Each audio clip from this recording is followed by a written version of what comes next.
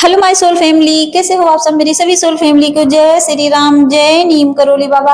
आज मैं अपनी सोल फैमिली को बताऊंगी कि जो ये ज्योतिष और टैरोट रीडर, ये दोनों कितना सही है, ये सही होता है या नहीं होता है। मैं इसलिए इसको थोड़ा सही मानती हूँ, थोड़ा मतलब इस पर डिनाई करती हूँ, क्योंकि इसके पीछे का रीजन भी होता है।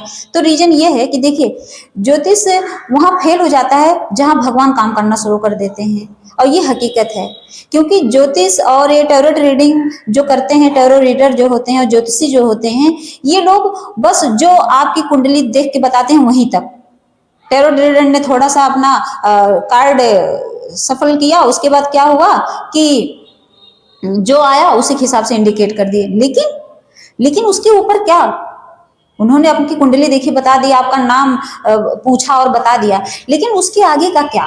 सोचिए, एक ही इंसान, अगर मान लीजिए मैं हूं, मेरा नाम मान लीजिए टीना है और किसी और का नाम टीना है, तो क्या जरूरी है कि दोनों की कहानी सेम हो।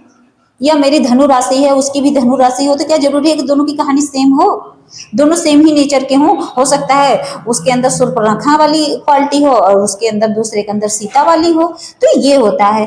तो इसलिए कोई नाम राशि इस चीज से कोई मैटर ही नहीं करता, कुछ नहीं होता। इसलिए मैं डिनाई करती हूँ, क्योंकि देखिए, सबसे बड़ी चीज होती है भक्ति। मैं उनको डिनाई नहीं करती, कोई बेकार है, वो भी अपना काम कर रहे हैं, उनको करने दीजिए। लेकिन जो स्पिरिचुअलिटी में जा चुके हैं वो इसको ना माने तो ज्यादा सही, क्योंकि अगर आप मानोगे तो आप भ्रम में फंस जाओगे। इसके पीछे की एक कहानी है, मैं आपको बताती हूँ। देखिए, दो भाई होते हैं, दोनों भाई एक ही माँ की कोख से जन्म लेते हैं और दोनों जुड़वा रहते हैं। दोनों जुड़वा रहते हैं और दोनों, सोच लो, दोनों जुड़वा रहते हैं और सोचो दोनों की same time, same condition, same कुंडली।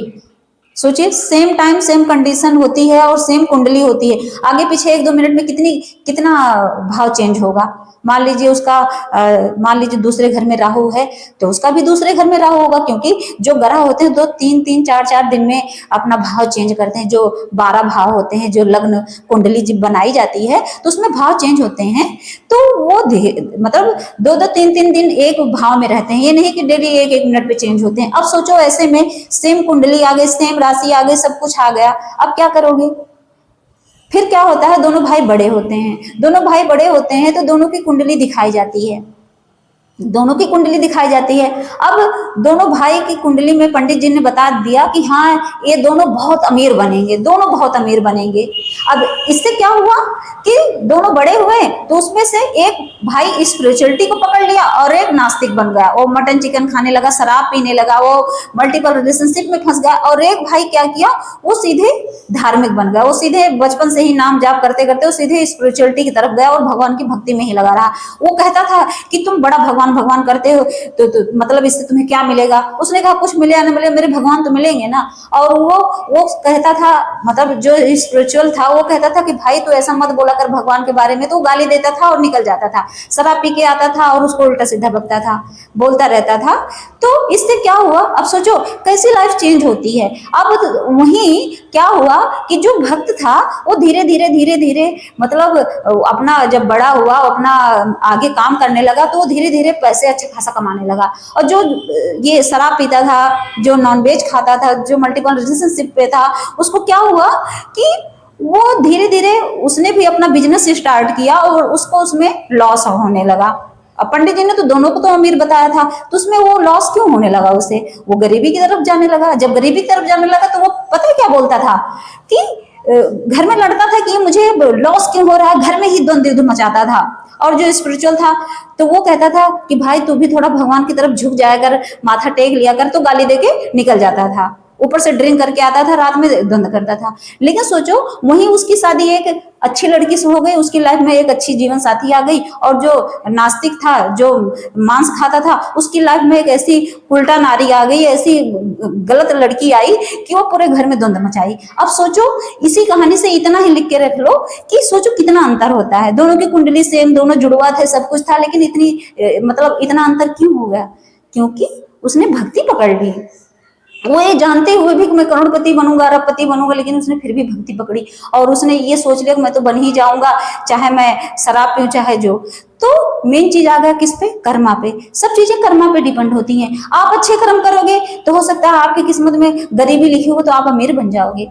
लेकिन अच्छे कर्म नहीं करोगे तो आप अमीर होके भी गरीब बन जाओगे। इसीलिए हमेशा भक्ति पकड़नी चाहिए। सबसे पहले भक्ति पकड़ो। आपकी कुंडली में पंडित जी ने कुछ भी बताया हो, उसके पीछे भागोगे तो शायद आप भटक जाओगे, लेकिन जब भगवान के पीछे भागोगे तो भगवान आपको हमेशा संभाल कर रखेंगे। जैसे होता नहीं छतरी, हर धूप और बरसात हर जगह वो छतरी काम देती है, तो हमारा भगवान छतरी का काम करते हैं, प्रोटेक्शन देते हैं। वो ऐसा प्रोटेक्शन देते हैं कि जो प्रोटेक्शन का मतलब क्या होता है, वो छाता ही तो है प्रोटेक्शन हमारा। तो भगवान हमेशा अपना हाथ हमारे सर पे बना के रखते हैं। इसीलिए आप भक्ति करो, नाम जाप करो। ये जब इंसान ये चीजें मैं बोलती हूँ तो आपको क्या लगता है कि ऐसे खड़ी हो गई हूँ आपके सामने? कभी नहीं खड़ी हुई हूँ, क्योंकि मैं खड़ी हुई हूँ तो सिर्फ अपने भगवान की दया से, उनकी गाइडेंस से, आज उनके आदेश से मैं बोल पा रहे हो। आपको क्या लगता है आप खड़े होकर इतने शब्द बोल सकते हो? शायद आप 60 साल के भी होंगे तो आप ये चीजें नहीं बोल सकते। तो ये मत सोचिए मैं बोल रही हूँ, ये भगवान ही बोलते हैं। भगवान ही अपने बच्चों को अंदर से हिम्मत देते हैं। जब आप भक्ति करोगे तो देखो आप कैसे कैसे आपके अंदर हिम्मत आती है, आपको बोलने की कला दे देते हैं। तो ये होता है, भक्ति से बहुत चीजें होती हैं, मतलब जितना गिनाऊं उतना कम है। इसलिए आप भी भक्ति पकड़ो और ये ज्योतिष और टैरो रीडर इन सब के पीछे जाओ, लेकिन कम जाओ। जैसे होता नहीं, एक गाइडेंस ले लो नॉर्मल कि हाँ एक दिशा, जैसे बताते नहीं भैया तुम्हें पूर्व दिशा में वो चीजें मिलेंगी, तुम्हारा जो सोल पर्पज है या तुम्हारा जॉब है, बस उतना ही गाइडेंस लेना है। लेकिन उसके पीछे एकदम भ्रम में नहीं पलना है कि उसके पीछे इतना भटक जाओ कि आप पूरब दिशा में भागते जाओ और पता चला पूरब के बदले पश्चिम दिशा में लिखा हो आपकी किस्मत। तो ये होता है बस। जय श्री राम, जय नीम करोली बाबा।